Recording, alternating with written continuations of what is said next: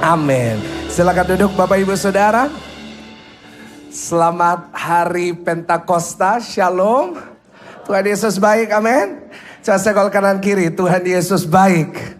Ya percaya Tuhan Yesus baik, kasih tepuk tangan yang paling dahsyat buat Roh Kudus, buat Tuhan Yesus. Saya tidak lupa menyapa saudara yang berada di rumah, dimanapun saudara berada, saudara dari dalam negeri, luar negeri. Saya percaya hari ini Roh Kudus akan menjamah saudara, Roh Kudus akan melakukan perkara yang dahsyat dalam kehidupan saudara. Yang setuju sama-sama katakan amin. Ya, kita buka Alkitab kita bersama-sama.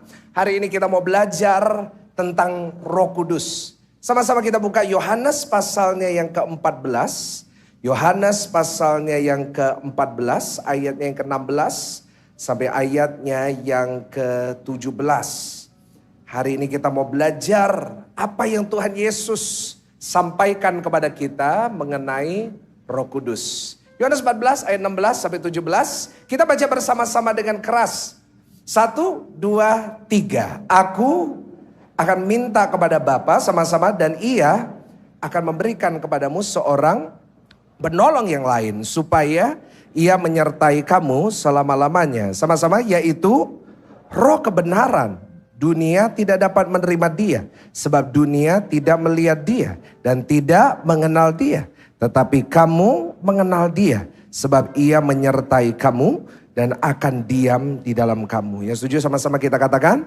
Hari ini di hari Pentakosta saya akan menyampaikan pesan Tuhan dengan judul penolong yang setia. Ulangin sama-sama dengan saya, 1, 2, 3, penolong yang setia. Saya percaya bahwa Roh Kudus tidak perlu dicurahkan lagi hari ini. Sebab 2000 tahun yang lalu di loteng Yerusalem, Roh Kudus sudah dicurahkan. Dan Roh Kudus menjadi privilege bagi setiap kita, orang-orang yang percaya. Karena itu saya berharap setiap kita hari ini pulang dipenuhi dengan Roh Kudus. Yang setuju katakan amin. Nah tapi saudara, saya mau mulai dulu dengan menunjukkan satu hal yang saya renungkan di ayat 16. Dikatakan di ayat 16 Tuhan Yesus menyampaikan kepada murid-murid. Aku akan minta kepada Bapa dan Ia akan memberikan kepadamu seorang penolong yang... Ulangi sama-sama, penolong yang apa? Artinya sebelum Roh Kudus sudah ada penolong. Setuju dengan saya? Di sini kita lihat ada kata yang lain, artinya sudah ada sebelumnya. Artinya Roh Kudus bukan satu-satunya penolong. Lalu mungkin saudara bertanya kepada saya, lalu Pastor Michael siapa lagi? Saya mau katakan kepada saudara sebelum Roh Kudus menjadi penolong kita. Firman Tuhan adalah penolong kita yang satunya. Yang setuju katakan amin. Sebelum Roh Kudus dicurahkan bagi orang percaya. Firman Tuhan itu penolong. Kenapa gereja ini kita mementingkan firman yang murni, mementingkan firman yang harus didengarkan kepada jemaat? Karena firman adalah penolong kita. Yang setuju katakan amin. Saat kita membaca firman Tuhan, saat kita belajar firman Tuhan, di situ kita belajar sesuatu yang baru. Saya gak tahu dengan saudara, tapi seringkali saat saya sedang lemah, saat saya sedang mengalami kesesakan, sedang stres, saat saya baca Alkitab, saya mendapatkan firman Tuhan, saya diberikan kekuatan yang baru. Siapa di sini percaya ada kuasa dalam firman Tuhan? Kita kasih tepuk tangan buat firman Tuhan yang luar biasa. Tapi jangan lupa bahwa firman Tuhan is not the only thing gitu. Kita butuh Roh Kudus yang menolong kita. Karena itu saya tulis di slide, sebenarnya firman Tuhan dan Roh Kudus bekerja sama dalam kehidupan orang percaya sehingga pertolongan Tuhan menjadi pertolongan yang sempurna bagi kita. Yang setuju katakan amin. Pertolongannya itu sempurna. Jadi gak boleh hanya salah satu. Karena kalau kita bicara firman Tuhan, saya mau katakan kepada saudara, iblis juga ngerti firman Tuhan. Setuju dengan saya? Iya. Bahkan saya mau katakan iblis lebih hafal firman Tuhan dari saudara. Saya kalau tanya agak gak enak. Karena nanti kelihatan malu. Kenapa? Saya mau tanya siapa di sini udah selesai Kejadian sampai Wahyu? Saudara, Pak Pendeta baru sampai Matius. Oh lumayan. Enggak, saya baru sampai Matius tapi mulainya dari Matius. Haleluya. Ada orang di awal tahun Udah punya resolusi, tahun ini aku akan baca Alkitab. Mulai di Kejadian 1 ayat 1. Maka bumi kosong dan Roh Allah melayang-layang di antara sungai dan di antara air. Tapi sampai bulan Desember masih Roh Allah melayang-layang. Haleluya. Saya sebut itu Kristen roh melayang-layang, saudara. Tapi kalau kita mau bicara tentang firman Tuhan, setan lebih ahli dari saudara. Setan lebih ahli dari saya. Karena itu firman Tuhan berkata kita butuh penolong yang supaya pertolongan itu sempurna. Karena kalau tidak, maka pertolongan itu tidak sempurna. Karena seringkali orang bisa pakai firman Tuhan untuk menghakimi. Tapi di saat kita punya Roh Kudus, maka kita yakin dan percaya firman itu bukan mendatangkan penghakiman. Tapi firman itu menunjukkan kita ini anak-anak Allah yang akan melihat perkara dahsyat yang luar biasa dalam kehidupan kita. Pertolongannya itu sempurna. Dan nanti setelah firman ini, sebelum kita perjamuan suci, saya mau berdoa. Supaya ada baptisan Roh Kudus terjadi di tempat ini. Saya berdoa hari ini saat saudara pulang, saudara dipenuhi oleh Roh Kudus. Dan firman Tuhan mengajarkan kepada kita. Orang yang dipenuhi Roh Kudus, dia akan melakukan perkara yang besar. Tapi sebelum kita doa itu, kita harus belajar dari firman Tuhan. Karena ingat, penolong kita ada dua. Yang pertama firman Tuhan, yang kedua Roh Kudus. Karena itu hari ini kita harus belajar tentang firman mengenai Roh Kudus. Secara cepat saya akan tunjukkan kepada saudara. Karena di gereja ini banyak jemaat yang imannya baru. Saya itu bersyukur sekali gereja 1 jam saja Pakuwon Mall. Di tempat ini sudah memenangkan banyak jiwa-jiwa baru. Boleh kita tepuk tangan yang paling luar biasa buat Tuhan. Luar biasa banget. Saya sangat bangga lihat jiwa-jiwa baru.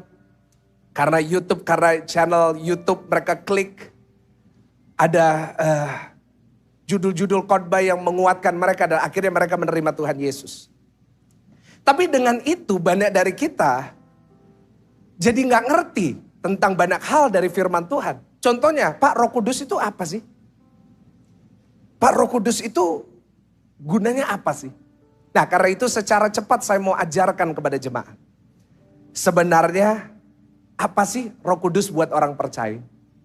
Saudara, dari 2 ayat yang baru kita baca, kita udah belajar.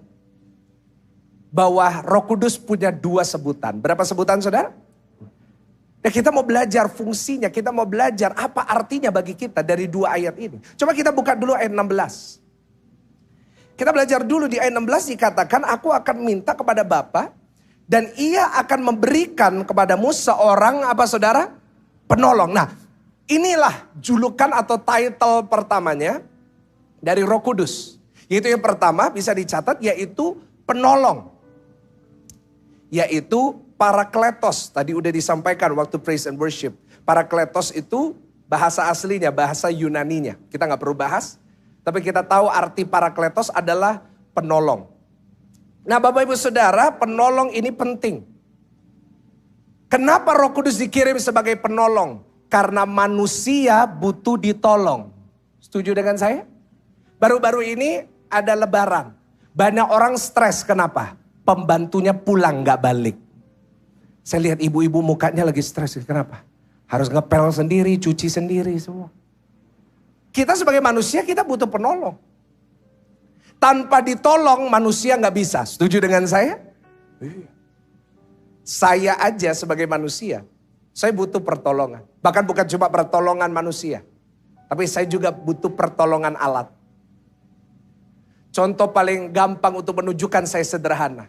Saya nggak bisa lihat apa-apa kalau nggak pakai kacamata. Artinya kacamata ini fungsinya untuk lihat terbatasnya manusia sampai segitunya. Untuk lihat kadang-kadang perlu ditolong.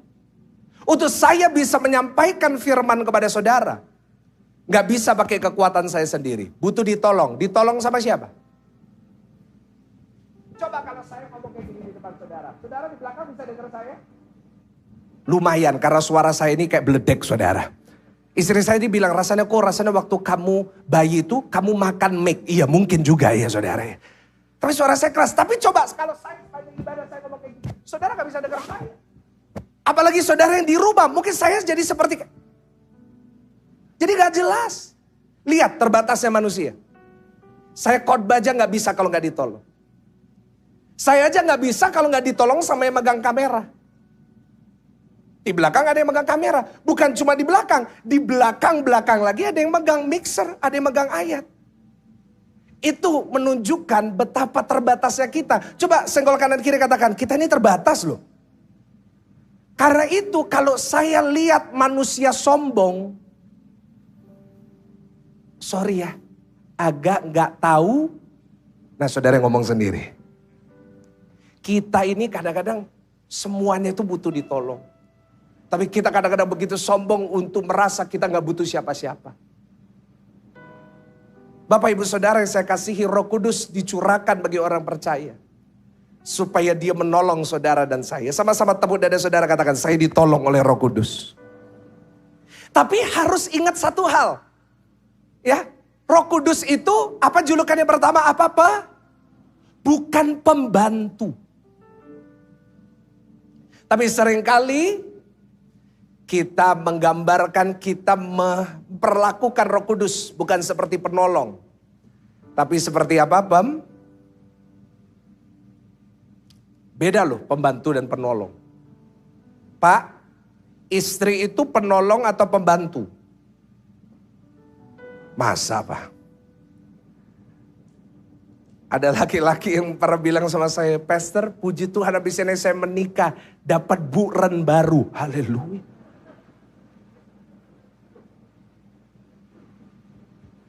Istri itu penolong. Roh Kudus penolong, bukan pembantu. Tapi sorry ya, ada orang Kristen, banyak orang Kristen memperlakukan Roh Kudus seperti pembantu.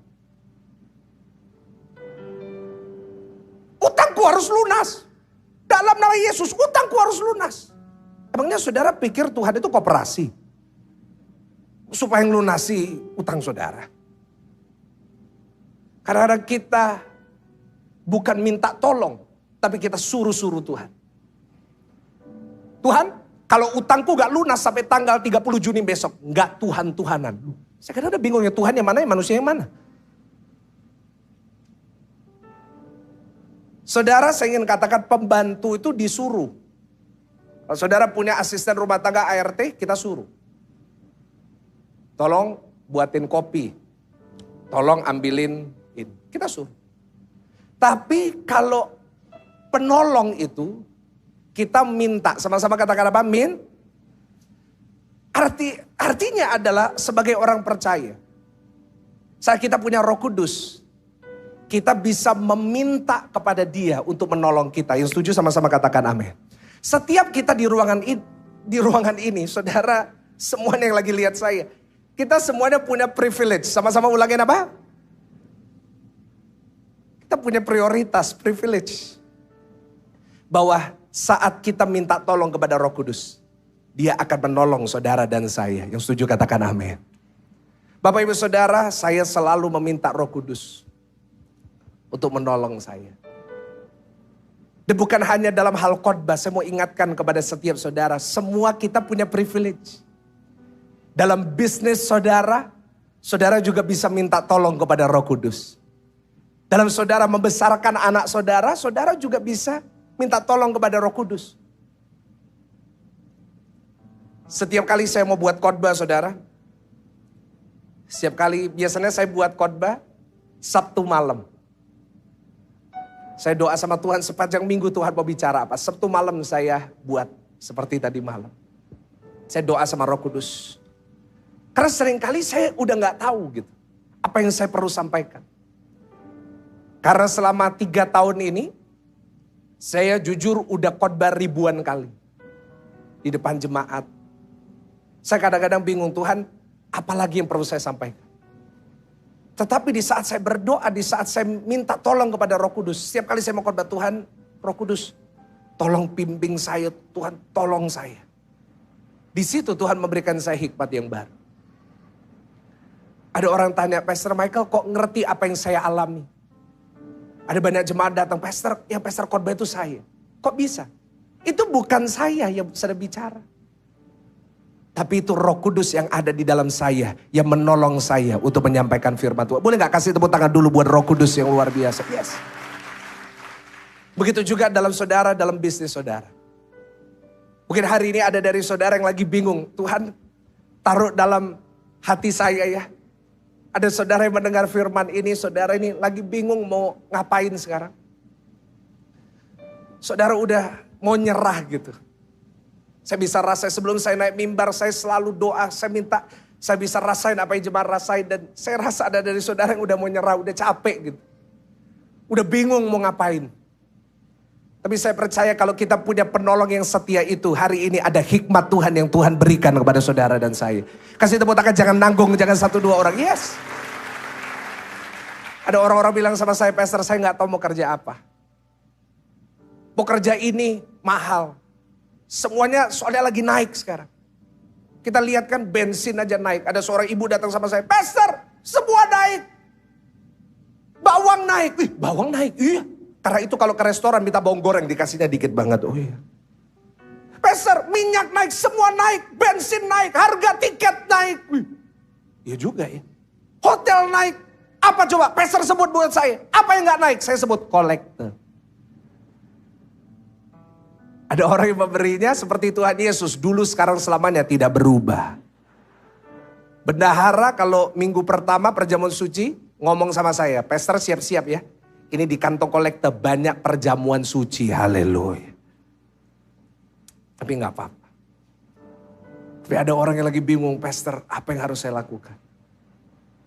Tapi saya percaya ada hikmat Tuhan. Yang Tuhan akan limpahkan kepada saudara. Gereja ini bisa ada. Karena Roh Kudus yang memberikan hikmat. Gereja ini bisa bertumbuh. Dengan sedemikian rupa. Setiap hari Minggu puluhan ribu orang. Sekarang ini juga ada ribuan orang. Bukan karena saya. Bukan karena worship leader. Tapi karena Roh Kudus yang memberikan hikmat kepada kami. Begitu juga dengan saudara yang membesarkan anak saudara. Kita lagi tinggal di generasi di mana anak-anak kita lagi dibesarin sama TikTok. Dibesarin sama Instagram Reels, dibesarin dengan tren-tren yang terbaru. Tapi hari ini, kalau setiap orang tua di ruangan ini punya Roh Kudus. Ada hikmat dari Tuhan yang Tuhan berikan untuk saudara membesarkan anak-anak. Sehingga anak-anak saudara menjadi orang-orang yang luar biasa. Orang-orang yang melakukan perkara yang besar. Kasih tepuk tangan yang paling luar biasa. Yes. Karena itu Parakletos juga berarti penghibur. Sama-sama ulangin apa, Bang? Karena fungsi dari penolong ini adalah dia melakukan apa yang kita tidak bisa lakukan sendiri. Kenapa kita diberikan penolong? Karena ada banyak hal dalam kehidupan kita yang kita nggak bisa lakuin sendiri. Karena itu kita butuh penghibur. Supaya kita ini kuat menanggung segala perkara. Dan yang kedua saudara, tadi kita udah baca di ayat 17. Coba tampilin lagi ayat 17.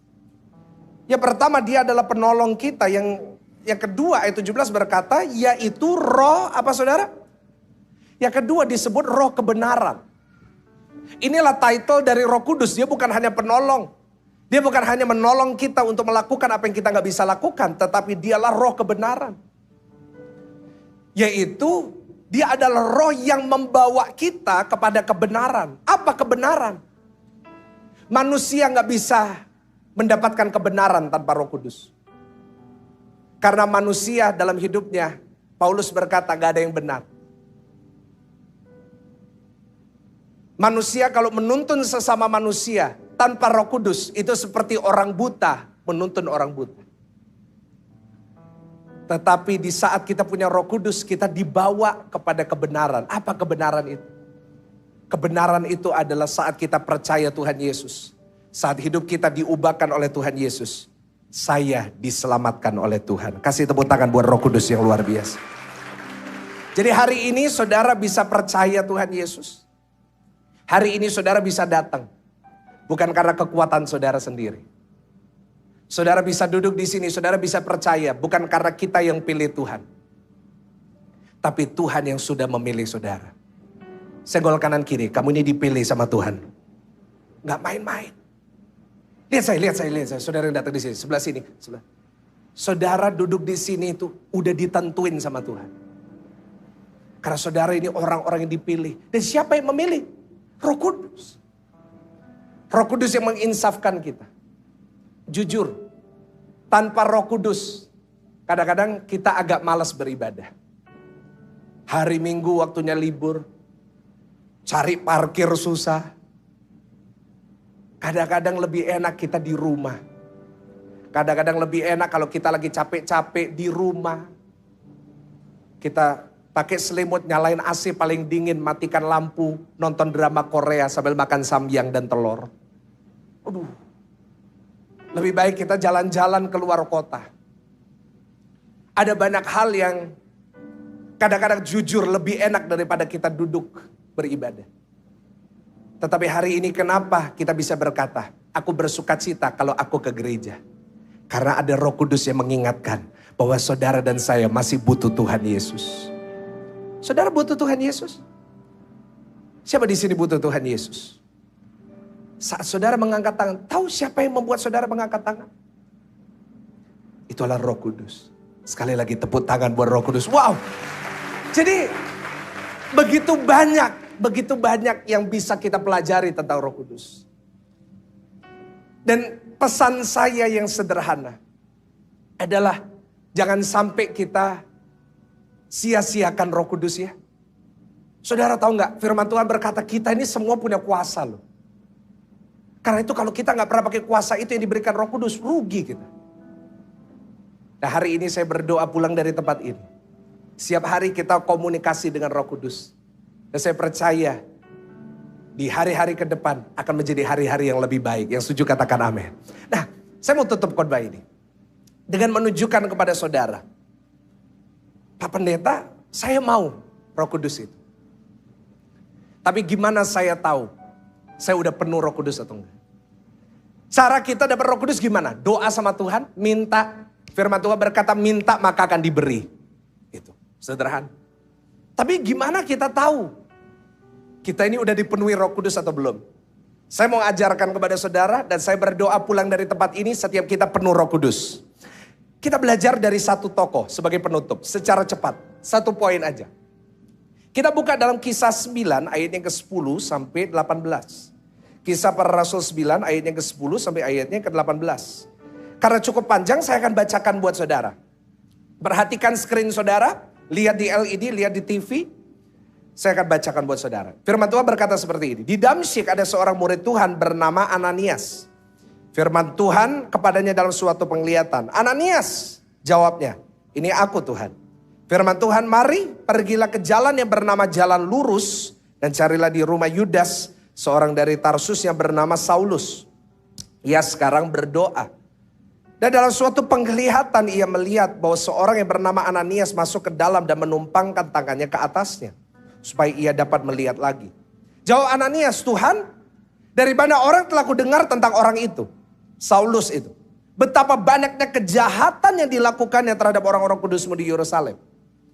Dan ia datang kemari dengan kuasa penuh dari imam-imam kepala untuk menangkap semua orang yang memanggil namamu. Tapi firman Tuhan kepadanya, pergilah sebab orang ini adalah alat pilihan bagiku. Untuk memberitakan namaku kepada bangsa-bangsa lain. Serta raja-raja dan orang-orang Israel. Aku sendiri akan menunjukkan kepadanya betapa banyak penderitaan yang harus ia tanggung oleh karena namaku. Lalu pergilah Ananias ke situ dan masuk ke rumah itu. Ia menumpangkan tangannya ke atas Saulus, katanya. Saulus saudaraku Tuhan Yesus yang telah menampakkan diri kepadamu di jalan yang kau telah lalui. Telah menyuruh aku kepadamu supaya engkau dapat melihat lagi dan penuh dengan apa saudara? Ulangin sama-sama, penuh dengan apa?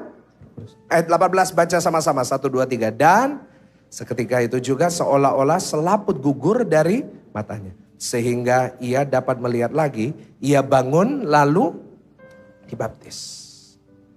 Dari kisah ini, dari tokoh yang namanya Saulus, kita akan belajar apa itu artinya penuh dengan Roh Kudus. Ulangin, penuh dengan apa? Coba introspeksi sambil kita belajar. Ada banyak yang saya bisa ajarkan tentang Roh Kudus. Ada doktrin Roh Kudus yang saya belajar waktu saya kuliah teologi. Tapi hari ini saya mau ajarkan kepada saudara langkah awal. Sederhana aja. Supaya saudara dalam sehari-hari bisa ngelakuin. Apa itu artinya orang yang penuh dengan Roh Kudus? Yang pertama dan yang terakhir. Orang yang penuh Roh Kudus Tandanya yang pertama adalah hidupnya pasti menjadi lebih baik. Ulangin sama-sama, hidupnya menjadi apa? Sesederhana itu. Hidupnya menjadi lebih baik. Kita belajar tentang Saulus. Siapa Saulus? Saulus ini orang paling kejam di seluruh Israel. Bahkan kalau konteks hari ini, Saulus itu kelompok ekstremis. Kenapa? Karena Saulus punya satu tujuan. Bakar gereja, bunuh orang Kristen. Saulus orang yang ngeri, saudara. Karena dia terkenal sebagai penyiksa orang Kristen. Kalau saudara perhatikan dalam Kisah Para Rasul sebelumnya dalam 1-8, Paulus dikenal sebagai seseorang yang membuat satu keputusan yang terkenal. Dia memutuskan bahwa orang-orang boleh membunuh satu murid Yesus namanya Stefanus. Pernah dengar tentang Stefanus? Di mana dia berlutut, dia cerita tentang Tuhan Yesus. Lalu orang-orang melempari dia dengan batu. Tahu siapa yang kasih vonis? Seperti hakim kasih vonis di kasus Johnny Depp dan Amber Heard. Oh, saudara nggak tahu tentang itu ya? Oh, oke. Yang jatuhin vonis buat Stefanus itu Saulus. Aduh, ngeri orang ini. Jahat banget orang ini. Dan satu hari Tuhan menunjukkan dan menampakkan diri kepada dia. Tiba-tiba dalam perjalanan menuju kepada gereja dan mau bunuh orang-orang Kristen. Kisah 9 ayat yang pertama. Coba dilihat. Apa yang dia lakuin sebelum dia ketemu dengan Tuhan. Sementara itu berkobar-kobar hati Saulus. Untuk mengancam dan membunuh murid-murid Tuhan. Yang menghadap imam besar. Saulus lagi di jalan Damsyik. Mau bunuh orang-orang Kristen. Anak-anak Tuhan. Dia lagi di perjalanan. Saudara, sebenarnya itu tandanya orang yang tidak penuh dengan Roh Kudus. Sebelum ini kan dia nggak penuh dengan Roh Kudus. Yaitu apa? Orang yang tidak dipenuhi Roh Kudus adalah orang yang benci dengan pekerjaan Tuhan dan gerejanya. Saya ulangin sekali lagi. Orang yang tidak dipenuhi Roh Kudus adalah orang yang benci dengan pekerjaan Tuhan dan gereja. Hati-hati. Karena Pak Saulus di sini merasa dirinya melakukan buat Tuhan. Tetapi sepanjang perjalanan apa yang dia lakuin? Dia benci sama pekerjaan Tuhan. Dia benci sama gereja. Ada banyak orang hari-hari ini adalah orang-orang yang benci sama gereja. Gak suka sama pekerjaan Tuhan. Tukang-tukang kritik. Ada di sini tukang kritik? Mungkin yang di rumah, halo tukang kritik. Gimana kabarnya? Ada orang tujuannya ke gereja bukan untuk beribadah. Tapi cari kesalahan dari gereja. Saya tahu itu karena saya hobinya baru hari-hari ini. Suka baca komen di YouTube. Tukang kritik itu banyak. Benci dengan gereja banyak. Bahkan di sosial media memviralkan hal-hal yang menurut saya gak penting. Ini, itu, ini. Menjelekkan gereja, membuat satir-satir gak jelas. Saya mau ngingetin, itu bukan orang yang penuh dengan Roh Kudus kalau engkau benci dengan gerejanya. Dengan pekerjaan Tuhan.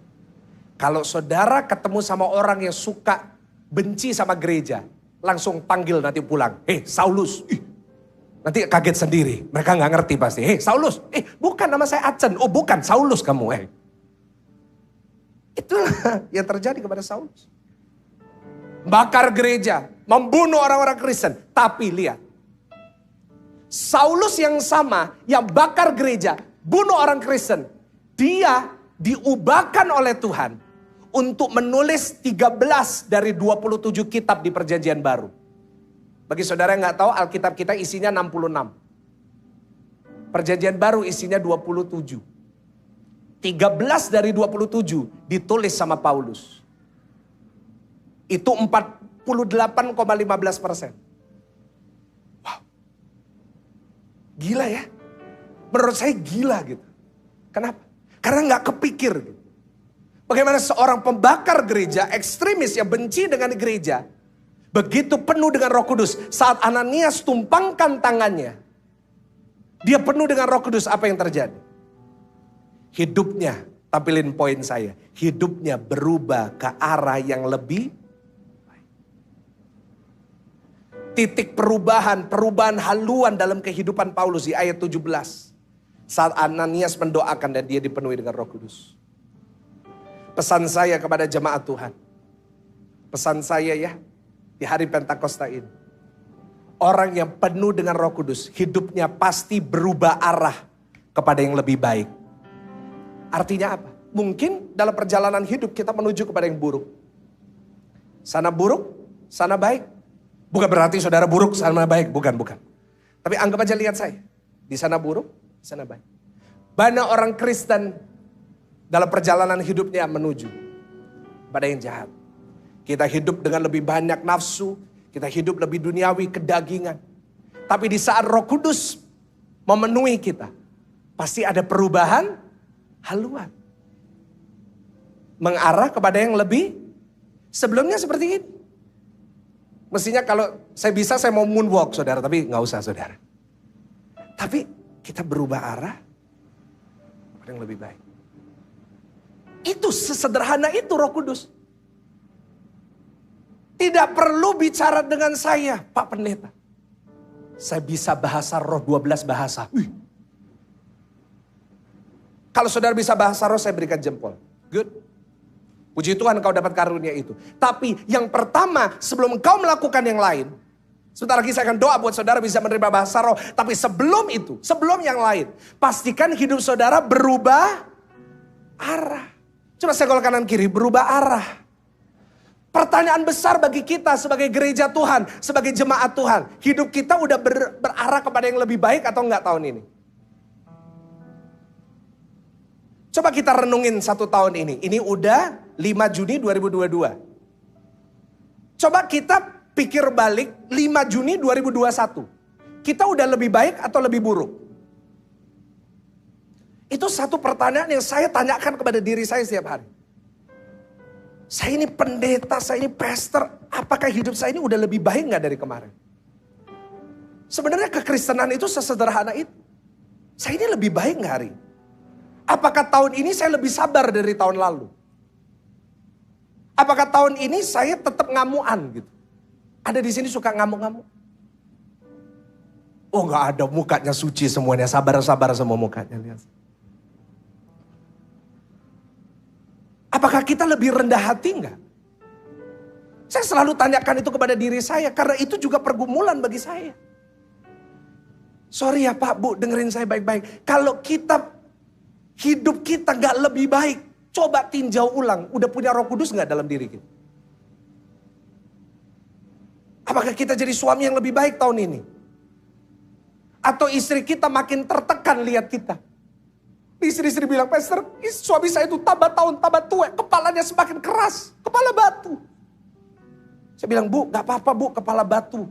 Siap malam digosok, pelan-pelan digosok, nanti jadi batu akik gitu kepala. Bu, apa suami ibu lebih stres karena hadapin ibu setiap tahun? Anak-anak muda, apakah kita ini lebih baik tahun ini atau malah lebih bobrok tahun ini? Tahun lalu mulut kita masih baik, tahun ini mulut kita dikit-dikit udah keluar binatang. Coba tinjau ulang. Apakah hidup kita lebih baik atau tidak? Saya tutup, pemain musik naik. Orang yang penuh dengan Roh Kudus hidupnya pasti ada pertobatan. Ulangin apa? Pasti ada pertobatan. Orang kalau mau ngomong penuh Roh Kudus pasti ada perubahan arah tadi. Jangan bilang kepada saya tentang Roh Kudus, hidup saudara tetap hidup dalam nafsu, hidup saudara tetap kedagingan, ke gereja masih malas, dengar khotbah masih buka handphone yang lain. Jangan bilang kepada saya tentang Roh Kudus kalau hidup kita gak pernah lebih baik. Saya mau tunjukkan sama saudara terakhir, pemain musik udah naik, sebentar lagi udah selesai. Apa yang harus bertobat dulu dalam kehidupan kita? Yang pertama, yang bertobat dulu saat dipenuhi Roh Kudus apa? Yang pertama, dengerin baik-baik, lidahnya. Apa ulangin saudara? Mulut. Lidahnya pasti lebih baik.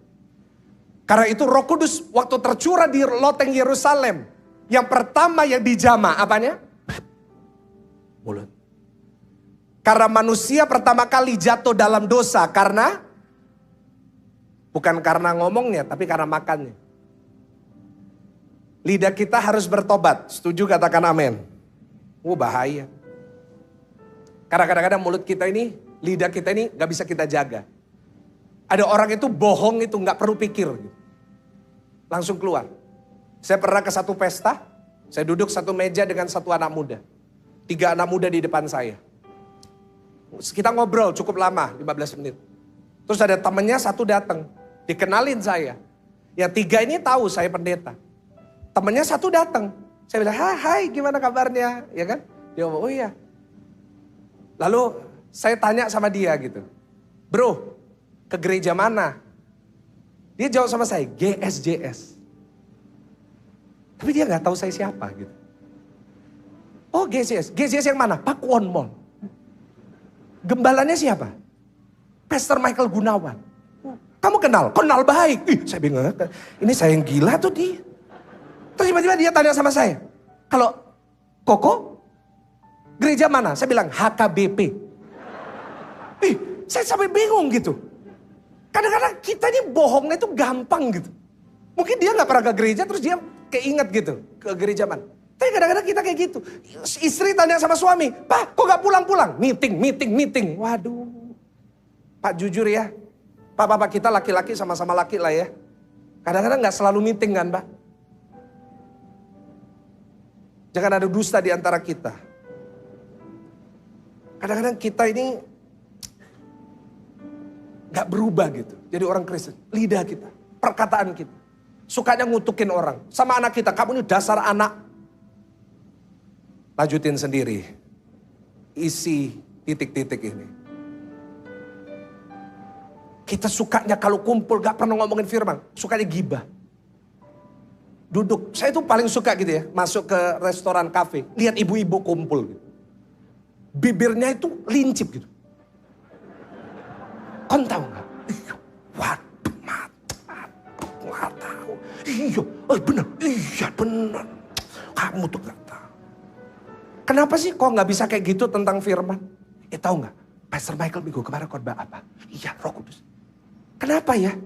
Kalau ngomongin firman ketiduran. Tapi kalau gibah gitu suka gitu. Nah, cepat ya. Apa yang bertobat dulu? Jadi kalau hari ini kita masih suka pakai lidah kita ngomongin orang. Suka ngutukin orang. Pertanyaan besar nih. Udah penuh Roh Kudus enggak? Yang kedua. Yang diubahkan. Saya gak ada waktu untuk baca ayatnya. Nanti baca sendiri di rumah. Tinggal rewind. Roma 12 ayat 12. Nanti dibaca di rumah. Yang berubah pikirannya. Apa saudara? Pikiran orang yang penuh Roh Kudus. Berubah arah. Dari dulu yang selalu mikirin duniawi. Memikirkan yang surgawi. Paulus dulu mikirin gimana dia terkenal. Berubah. Dia mengabarkan Injil ke ujung bumi. Dia disiksa gak masalah. Dia kehilangan semua gak ada masalah. Karena pikirannya diubahkan sama Tuhan. Filipi 3 ayat 8 ayat terakhir. Filipi 3 ayat 8. Ini perlu saudara baca hari ini. Filipi 3 ayat 8. Baca sama-sama karena ini ayat terakhir. 1, 2, 3. Malahan segala sesuatu kuanggap rugi karena pengenalan akan Kristus Yesus Tuhanku lebih mulia daripada semuanya. Oleh karena dialah yang telah melepaskan semuanya itu. Menganggapnya apa? Supaya aku memperoleh Kristus. Orang yang percaya sama Tuhan Yesus. Orang yang penuh dengan Roh Kudus. Pikirannya selalu berubah. Bukan cuma ngejar yang duniawi. Tapi dia juga memikirkan yang surgawi. Boleh Pak cari uang. Saya gak bilang saudara gak boleh cari uang. Cari uang perlu. Firman Tuhan mengajarkan kita harus rajin. Tapi jangan pikiran kita selalu memikirkan yang duniawi. Gimana aku bisa punya ini yang lebih banyak? Gimana aku bisa punya mobil yang lebih bagus? Gimana aku bisa punya jam tangan lebih bagus? Gimana aku bisa punya tas yang terbaru? Warna yang baru. Jangan cuma mikirin itu, Bu, Pak, brother, sister. Jangan cuma mikirin yang hype. Jangan cuma pikirin, aku harus punya ini. No. Hari ini dengerin saya baik-baik. Orang penuh Roh Kudus pikirannya bukan cuma duniawi. Tapi sekali lagi, artinya Yesus harus jadi yang terutama dalam hidup kita. Itu orang penuh Roh Kudus. Dan yang ketiga, yang terakhir, sambil kita bangkit berdiri. Roma 7 ayat 19. Ini ayat yang benar-benar terakhir. Roma 7 19. Kita lihat ini perkataan Paulus. Baca sama-sama dengan saya. Sebab bukan yang aku kehendaki, yaitu yang baik yang aku perbuat. Malahan yang tidak aku kehendaki, yang jahat yang aku perbuat. Paulus lagi cerita tentang kehidupan yang lama. Aku ini manusia. Aku mau lakuin yang baik, tapi aku gak ngelakuin yang baik. Tapi setelah Kristus tinggal di dalam aku, perbuatanku jadi melakukan yang lebih baik. Yang setuju katakan amin. Orang yang penuh dengan Roh Kudus, setiap perbuatannya pasti lebih baik. Tidak lagi punya pikiran, tidak ada punya perbuatan untuk balas dendam, tapi ngampuni. Saya rasakan ada dari saudara hari ini perlu ngampuni. Perbuatan kita udah gak lagi, aku harus balas dendam. Perbuatannya adalah saya harus mengampuni orang itu. Bukan menuntut maaf dari orang lain. Tapi orang yang penuh Roh Kudus belajar minta maaf terlebih dahulu. Amin. Perbuatan kita harus lebih baik. Kadang-kadang kita orangnya paling gak bisa minta maaf. Saya dengan istri saya berubah dalam tahun-tahun ini. Dulu saudara saya orangnya gak seperti hari ini. Mungkin kalau saudara kenal saya cukup lama, anak-anak muda banyak yang kenal saya, anak-anak rohani saya kenal saya. Maupun yang dewasa juga kenal. Hidup saya dulu gak kayak gini. Saya dulu orangnya sangat emosian. Apalagi kalau lagi nyetir. Jangan pura-pura gak tahu saudara, apa itu? Saya orangnya dulu tuh gak sabaran. Saya kalau nyetir itu cepet, ngebut. Dan paling suka pakai bel. Istri saya bilang, ngapain pakai bel terus? Saya bilang, kalau gak dipakai rugi. Saya kalau nyetir dulu, apalagi kalau telat. Fast and Furious belum ada, saya udah nyetir kayak Fast and Furious. Pernah satu kali saya telat ke gereja lagi. Nyetir ngebut. Ada mobil satu Mazda di depan saya bel terus, pelan banget. Saudara jangan pura-pura kayak gitu menghakimi. Ini pendeta. Dulu ini hidup yang lama. Dia gak minggir-minggir. Saya waduh ini. Saya ngebut. Saya ngebut. Sampai di depan gereja Wijaya Kusuma. Gak taunya mobil itu juga berhenti di depan Wijaya Kusuma. Jemaat saudara saya minta maaf, Pak. Sorry Pak, telat. Mau khotbah. Itu dulu saya. Tanya istri saya. Mana istri saya? Ini istri. Tanya dia. Kalau gak percaya paling gampang itu tanya istri. Saya dulu orangnya suka ngamuk. Kasihan dia tertekan jiwanya. Saya dulu orangnya dikit-dikit marah, dikit-dikit emosi. Saya gak kasar gitu. Jujurin, saya ngomong apa adanya. Saya pendeta yang gak suka basa-basi gitu. Saya gak mau nunjukin bahwa saya sempurna. Dulu saya kasar gitu. Dulu saya suka marah. Dulu saya bentak. Tapi tanya sama istri saya hari ini. Bisa berubah 180 derajat. Bukan saya nyombongin diri. Saya mau nunjukin saya ini sudah ngalamin. Dan doa saya hari ini saudara juga ngalamin. Kasih tepuk tangan dulu yang paling luar biasa buat ini. Kalau Tuhan bisa ngubah saya yang emosian. Tuhan bisa ngubah saya yang kasar. Tuhan bisa ngubah saya yang gak sabar gitu. Kalau Tuhan bisa ngubah saya dari seseorang yang buruk seperti Paulus. Tuhan bisa ngubah saya jadi pribadi yang lebih baik. Saya juga yakin Roh Kudus juga bisa ngubah hidup saudara. Jangan sampai kita sia-siakan Roh Kudus. Setiap hari ayo kita jadi lebih baik. Kita yang masih suka gak sabaran. Saya tahu rasanya gak sabar itu gimana. Minta Roh Kudus. Roh Kudus tolong saya. Kasihan istri saya kalau kayak gini. Kasihan anak saya kalau kayak gini. Saudara yang suka melakukan kekerasan di rumah tangga, minta tolong sama Tuhan. Tuhan tolong saya. Saudara masih suka membohong, saudara masih suka melakukan dosa, saudara masih terikat sama dosa-dosa, selingkuh, dosa-dosa apapun itu, minta sama Roh Kudus. Saya yakin dan percaya hari ini, penolong yang setia itu akan menjamah saudara dan saya.